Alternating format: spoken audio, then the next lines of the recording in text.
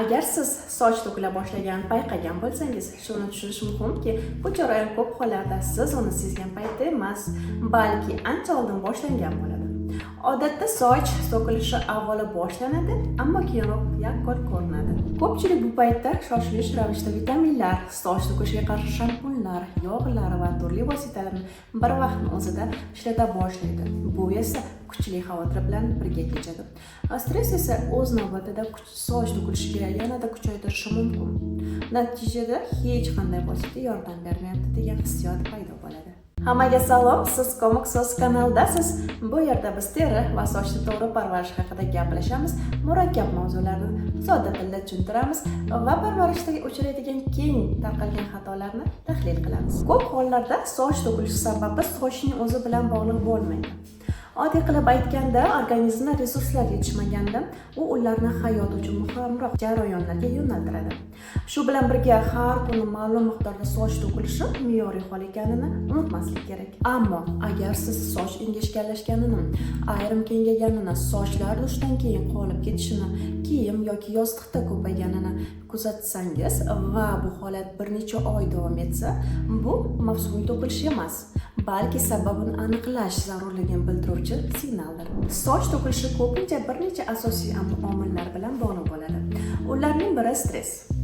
Bunda sochlar stress paytida emas, balki undan 2-3 oy o'tib to'kila boshlaydi. Ikkinchi keng tarqalgan omil oziq moddalar yetishmovchiligi, ayniqsa temir, vitamin D va oqsil tanqisligi.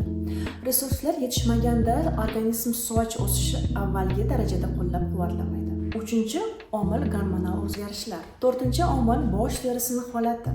Agar bosh terisi yallig'langan, ortiqcha yog'li yoki poralari tiqilgan bo'lsa, bu soch holatiga salbiy ta'sir ko'rsatishi mumkin. Soch holatini qo'llab-quvvatlash uchun oddiy choralar mavjud.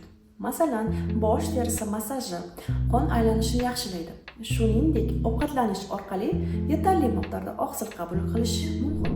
Juda issiq suv bilan yuvish va fenni tez-tez ishlatish bosh terisini qizdirish tavsiya etilmaydi.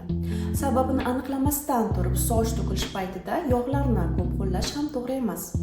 Chunki ayniqsa yog'li teriga moyillik bo'lsa, poralar tiqilib qoladi. Shaxsiy tajribam haqida aytsam, menga kompress yondoshib yordam berdi. Bosh terisi uchun rag'batlantiruvchi vositalarni qo'shganimdan keyin soch to'kilishi kamaydi va o'sish barqarorlashdi. Men Roundlab brendining bosh terisi uchun ampulla va tonikini ishlataman. Ular to'kilishni kamaytiradi va terini tinchlantiradi. Yuvgandan keyin soch o'sish chizig'i bo'ylab qo'llayman. Har kuni ishlatish mumkin, ammo men sochimni kunora yuvganim uchun kunora ishlataman. Men uchun shampun ham juda muhim. Agressiv ommaviy bozor shampunlardan voz kechib, yumshoq, davolovchi shampunga o'tgach, haqiqiy farqni sezdim. Bunday shampunlar qimmatroq bo'lishi mumkin, lekin soch yaxshiroq ushlanadi va bosh terisi uzoqroq toza bo'ladi. Ikkinchi idishga kelib, soch to'kilishi kamaganini payqadim. Bu shampunni menga trixolog shifokor tavsiya qilgan. Shuningdek, ko'plab mahalliy va koreyalik vrachlar, ya'ni shifokorlar Dr. For Hair'ni tavsiya qilishadi. Biroq ochiq aytish kerak, agar kuchli defitsitlar yoki gormonal muammolar bo'lsa, davolashsiz hech qanday vosita yordam bermaydi. Bu normal hol. Men qo'shimcha ravishda vitamin D va temir qabul qilaman.